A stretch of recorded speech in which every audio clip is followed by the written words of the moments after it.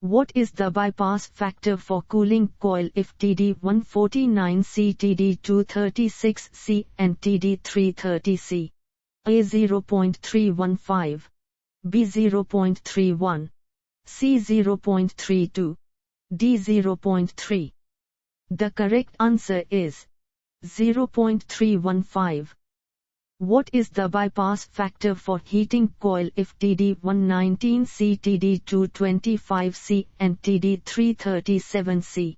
A 0.75, B 0.4, C 0.7, D 0.1. The correct answer is 0.7. If the value of BPF for one row of the coil is 1, then what is the value of BPF for 3872 similar rows? A 3872, B 3871, C 3873, D 1. The correct answer is 1.